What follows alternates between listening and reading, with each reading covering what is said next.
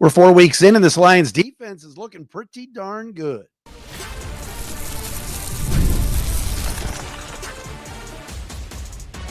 You are Locked On Lions, your daily Detroit Lions podcast. Part of the Locked On Podcast Network, your team every day.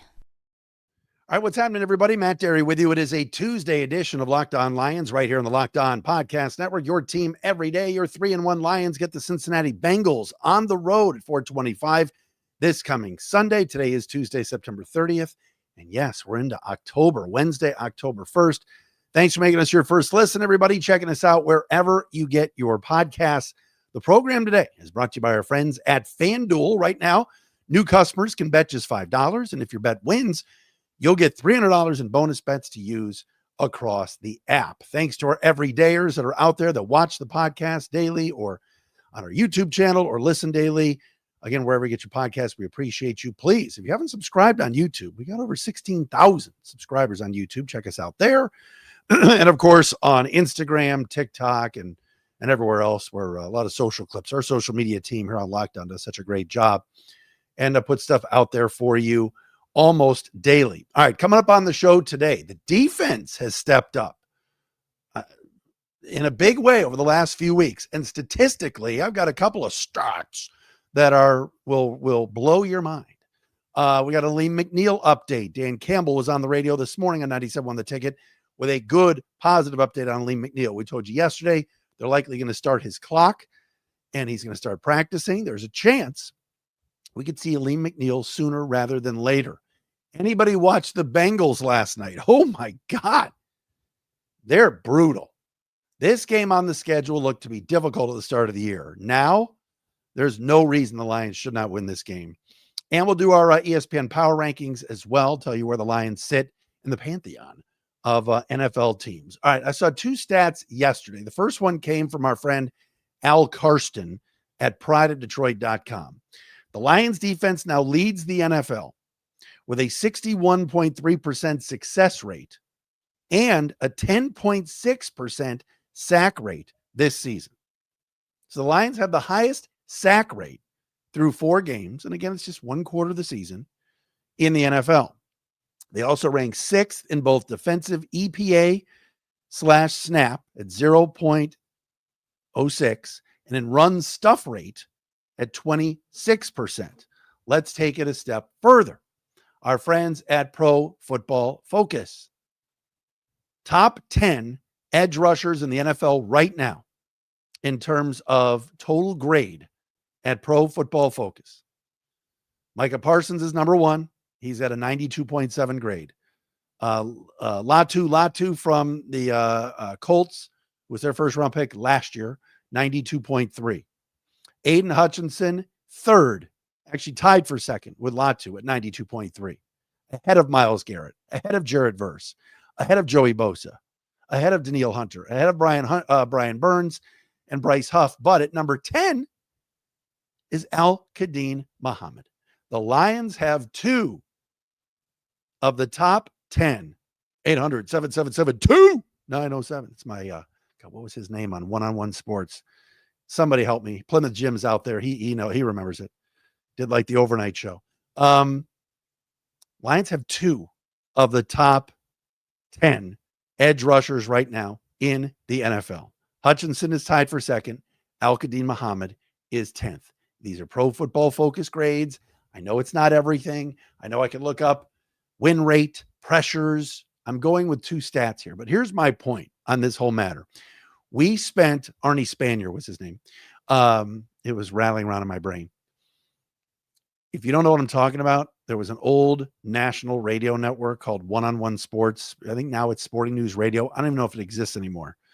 Many years ago when I was at WDFN, Damon the Dog Perry was our morning show host. And Damon left the DFN to move nationally to One-on-One Sports, but we carried his show for a little while. But there was a guy named Arnie Spanier, and when he gave out the phone number, he used to say 800-777-2907. So when I say 2, that's what I meant. All right, I'm down a rabbit hole here. Focus. Here's my point in this whole thing. We spent a lot of the offseason saying what about the Lions defense? Number 1, we were concerned about Aaron Glenn leaving. And poor AG, he's been jet-sized. I mean, they're 0-4 and they're abysmal. They lost last night to the Dolphins. Now, Glenn in his post-game press conference last night had a really good attitude about it. He said, we're building something here. It's going to take time. He did not freak out. But they're bad. We were worried about Aaron Glenn's defection and Calvin Shepard taking over as a first-time defensive coordinator. We were also concerned about the edge rusher opposite of Aiden Hutchinson. We did numerous shows on this network, on this podcast, just talking about what are they going to do? Are they going to bring Zadarius Smith back? Are they going to trade for Myles Garrett? Are they going to trade for Max Crosby? Are they going to trade anytime an edge rusher came on the board, off the board, whatever? They trading for Trey Hendrickson? Are we signing him? Are we trading? And Brad Holmes did none of that. Brad Holmes stood pat and said, as a lot of you say, we good. We like what we have. Here's the key to all of this through 4 weeks. All right. Number one, the Lions have faced some shaky offensive lines. Let's throw that out there. All right. In week 2 against the Bears, that O-line is no good. In week 4 against the Browns, that O-line missed their starting tackles, DeJuan Jones and Jack Conklin. With that being said, what I'm seeing is the return of Aiden Hutchinson has made an incredible impact on this team. And I think what the Lions are doing in terms of their pressure rates, in terms of the numbers I gave you, in terms of having 2 of the top 10 edge rushers right now, in terms of how they've graded out, it starts and ends with Hutchinson. He's having that big of an impact on this season so far. He really is. He's playing great football. This past Sunday, another multi-sack game, including a strip sack. Week before, 2.5 sacks. He's starting to come on and play like the guy we saw heading towards a defensive MVP award, Defensive Player of the Year award, before he snapped his leg in half in Dallas last year. And so I think Brad Holmes, Dan Campbell felt like, look, if we've got good players on the other side of Aiden Hutchinson, and we're not going to break the bank for another guy, and we're not going to treat this like we've got to throw all this money at the problem. If we draft and develop, if we sign and develop like Muhammad, we keep Marcus Davenport. And again, that hasn't worked. He's been hurt again. But regardless, if we coach these guys up and we put these guys in a position to win, the other team is going to have to prepare each week knowing that number 97 is on one side and they've got to funnel their offensive line to that side at all times, whether it's the left side or the right side. They've got to know we got to keep a tight end in there. Maybe the guard swings over and helps the tackle double team Hutchinson. Well, what does that mean? If there's 2 guys on one guy, that means there's only going to be 3 more guys for 3 others, but one-on-one battles. And if you win those, you're into the quarterback's face. Whether it was Flacco, Caleb Williams, Jordan Love in week 1, that was just horrible. All right, everybody played poorly. It was one bad game. And then, of course, Lamar Jackson got sacked 7 times, which is unheard of. So the return of Aiden Hutchinson has just been enormous. All right. Tied for the second highest PFF grade at 92.3. His pass rush grade is at a 92.1. He's got 5 sacks the first 4 weeks.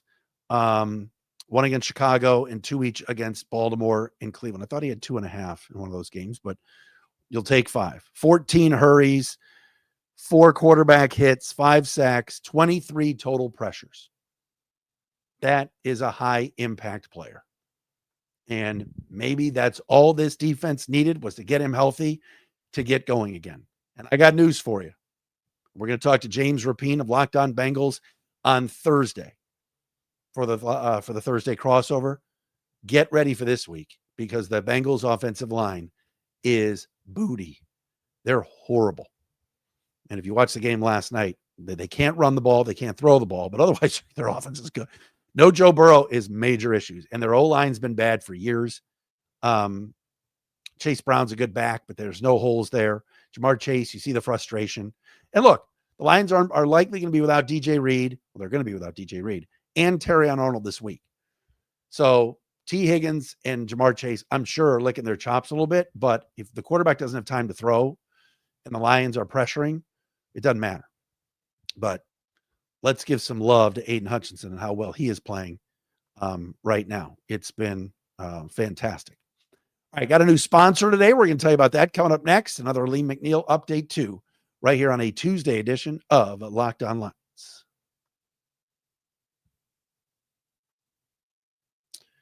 And our new sponsor today, we want to welcome in Mizzen and Main. You know the saying, look good, feel good. The problem is that most dress clothes only check one of those boxes. They look sharp, but they feel stiff, hot, and maybe even high maintenance. That's why there's Mizzen and Main.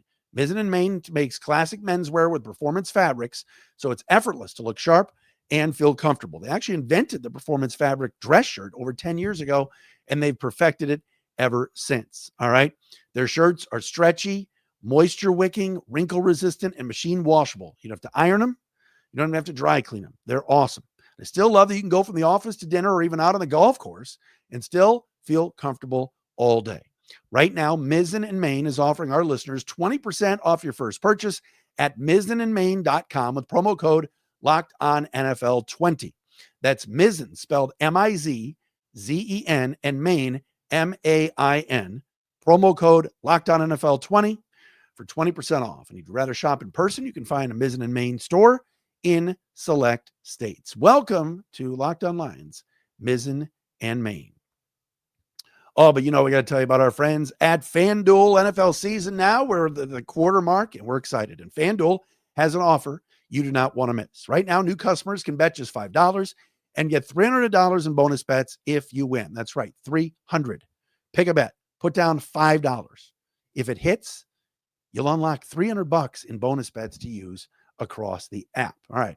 Watching football is great. We all love the NFL, but it gets more even exciting when you got something riding on the action. Whether you're a casual fan or you love diving into all the numbers and the stats, FanDuel makes the game day experiences so much better. So what are you waiting for? Go to FanDuel.com. That's FanDuel, FanDuel.com, and download the FanDuel app today to get started.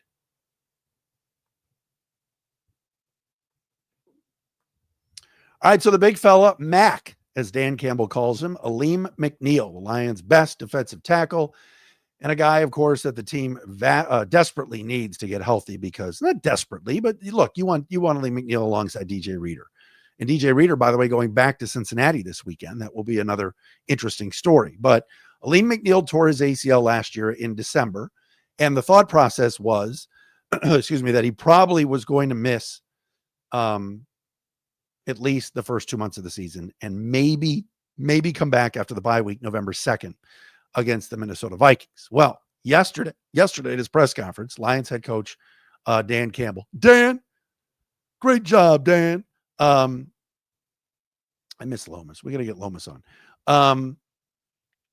Dan Campbell said yesterday at his press conference that they could be starting the clock soon on Alim McNeill, meaning he's got a 21-day practice window where he can come back, practice, get his sea legs under him, work out that ACL, and feel much better and get on the field.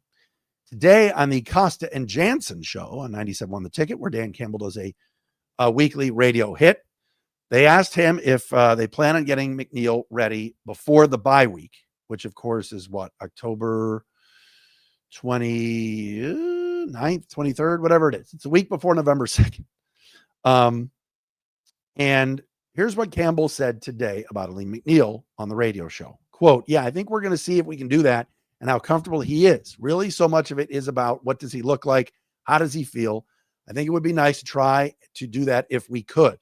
That would mean getting him back before Minnesota. But we're not going to say for sure. All right, this is when we're playing. There's no doubt about it. Let's just see where we're at. So the Lions play the Bengals this week. You're not going to see Alim McNeill. Next week, all right, the week after that, the Lions play the Chiefs for Monday Night Football. Then week 7, Tampa Bay. I'm sorry, the Chiefs game is Sunday Night Football, right? Or 420. No, the Chiefs game Sunday night, then Monday Night Football against the Buccaneers in week 7. Now, there was no way I thought that the Lions would have Alim McNeill back for Monday night, October 20th against Tampa Bay. Not when you tear your ACL in December. It's the earliest I thought for sure was November 2nd. Not the bye week, which is the 26th, not anything. Yet, what about, how awesome would it be to get Alim McNeill back for that Monday night game at home at Ford Field. The crowd is going to be going nuts anyway. You're playing Tampa Bay, who is off to a very good start, despite losing this week in Philly. They're 3-1. You get a lean back for Baker Mayfield and that Bucs group, I think that'd be amazing. So it's a credit to Alim for his rehab, his working out, the training staff with the Lions and everything else. But that's great news. Great news. Like I said, I thought the earliest would be November 2nd against Minnesota, yet Dan Campbell saying they would love it if that's the chance to get McNeill back. So maybe at worst, you see him week 9 against Minnesota, but I'm counting on him. I don't know about you. I'm counting on him for Monday Night Football. You know he wants to be out there. There's nothing like a Monday Night Football game at Ford Field, in front of those fans. Tampa Bay is a really good team, and the Lions and Bucs have played each other a bunch the last couple of years, and the Lions have a little payback for last year when they lost to Tampa Bay in week 2. So that is really, really great news. Meantime, Sunday at 4:25 on Fox, the Lions are going to be going to Cincinnati to face the Bengals. Let me tell you a little bit something about Cincinnati. Number one, and I said this yesterday, they've just been poorly run and cheap forever. They've let players walk. That includes DJ Reader. That includes, they never seem to sign any of their defensive players. They had the whole hubbub with Trey Hendrickson and his contract squabble all summer, and that semi got resolved. And Hendrickson was kind of a ghost last night. You didn't see him much in their 28-3 loss to the Broncos. But if you watch the Bengals the last 2 weeks, at Minnesota, 48-10, they got spanked. And then last night at Denver, 28-3. They have been outscored 76-13 the last 2 weeks. 76-13. Their highest run game, their highest performance on the ground in the first 4 weeks of the season, Cleveland, Jacksonville, Minnesota, Denver, is Chase Brown running for 47 yards against Jacksonville 2 weeks ago when they won 31-27. That was the game where Joe Burrow injured his toe and got hurt. But they've been outscored. They've scored 13 points the last 2 weeks. They cannot run the ball. And they're abysmal right now on their offensive line. And where are the Lions thriving? The Lions are thriving up front. They've played very well in getting to the quarterback and stopping the run. Looking right now at the ESPN power rankings, I'm going to tell you where the Lions are in a second. But in their piece about Cincinnati and how poorly the Bengals are playing right now, and I had this, and now, of course, I lost it. The Bengals rank at or near the bottom of the league in several key rushing categories. Yards per rush, dead last, 2.6. They can't run the ball. You can't run the ball against the Lions. Look out, because that pass rush and Aiden Hutchinson going to pin their ears back and go. But if you watch the game last night, Cincinnati just looks discombobulated. Number one on defense, they missed a ton of tackles last night against Denver, and the defense was on the field for a lot of the game. Okay, but there's nothing on that defense other than Trey Hendrickson that perks up your ears. It really isn't. And offensively right now, they are extremely, extremely thin on the offensive line. And Chase Brown and that group, they just have nobody right now doing anything. And you see the frustration with Chase and with T. Higgins. And now they're going to be playing, kind of a primetime game. Trey Hendrickson, by the way, right now from PFF, 25th in the league with a 78.3 grade. So the Lions have, I mentioned, 2 of the top 10. And Trevor Nowaski has only played 21 snaps, but he even is graded out very high at 87.6. But Cincinnati right now defensively is struggling, offensively is struggling, and the Lions are catching them at the right time. This was a huge break when in week 2, Joe Burrow went down with that broken a toe and needed to have surgery because he's going to be out for a while now. And Jake Browning, their backup quarterback, is serviceable, but big step down. And you could just see he's scared back there. So great timing for the Lions to get the Bengals now, as opposed to maybe earlier in the year when Joe Burrow was healthy. So we'll talk more about it with James Rapien on Thursday, but I see no way the Lions lose this game this week. And I get it. They might be without their starting corners with Terrion Arnold nursing the sore shoulder, and we know DJ Reed won't play with the hamstring, but Chase and Higgins are good.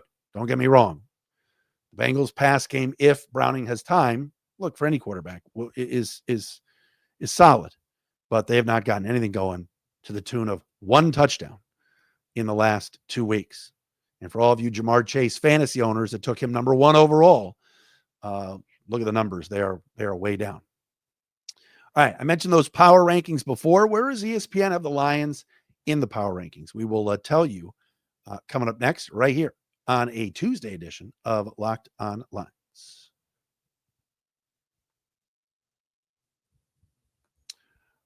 All right, folks, Matt Dery with you. You've heard of Viagra. You've heard of Cialis, I'm sure. Maybe you've even tried them. But if you're looking for something beyond the usual pill, it's time to meet Rugiet Go Long. If you're looking for something beyond the usual pill, I'm telling you, you got to check out what Rugiet Go Long means. All right. And that's exactly where Rugiet's Go Long comes in. This isn't just another ED pill.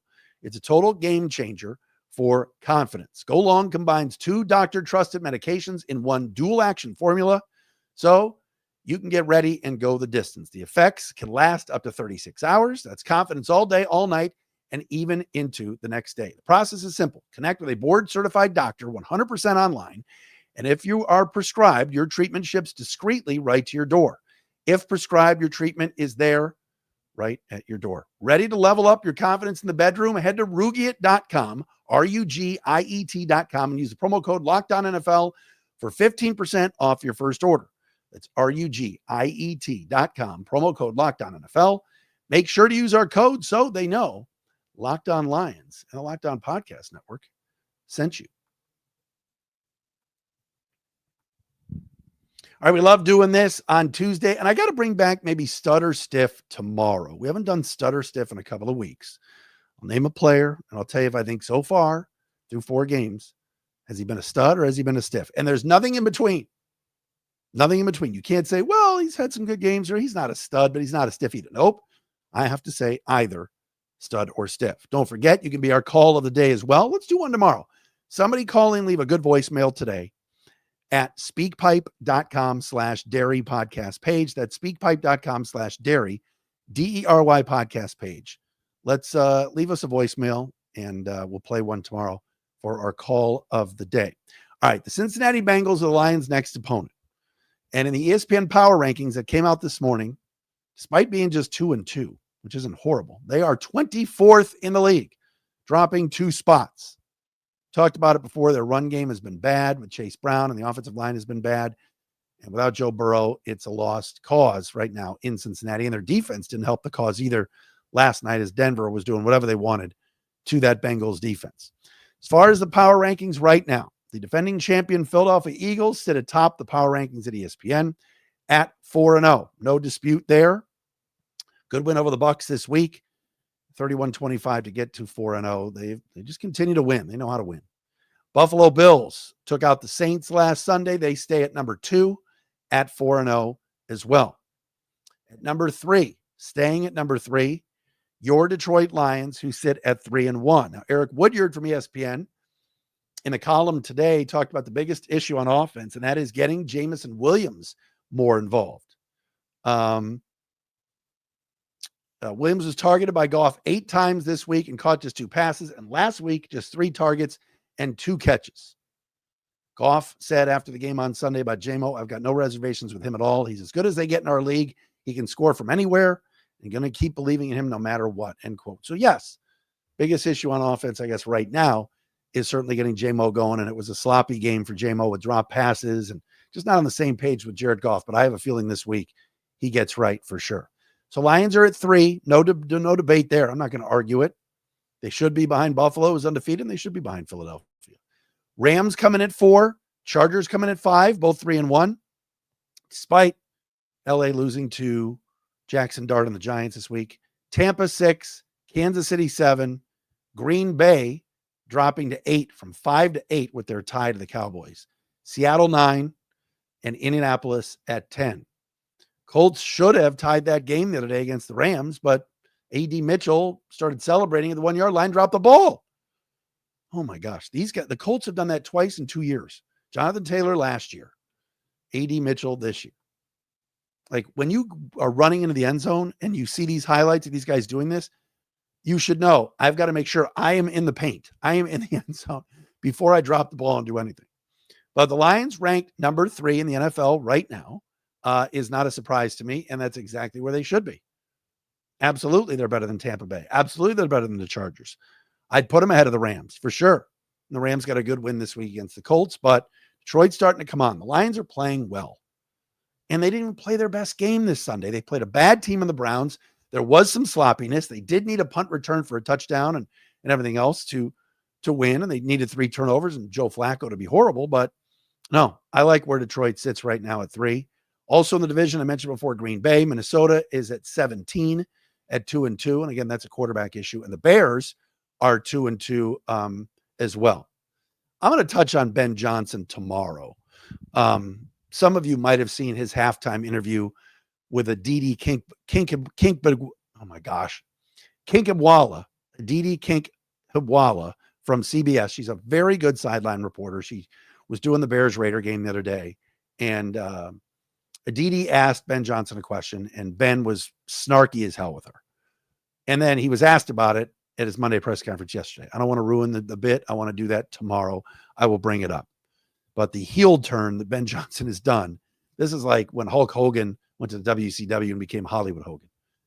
All right. James Rapine, the host of Locked On Bengals, will join us Thursday. We will do the Thursday crossover. We got shows for you all week. Don't forget, Sunday, yes, you'll get the Locked On Lions squad show with the crew live after the game Sunday, but you'll also get our pod Sunday as well after Lions and Bengals.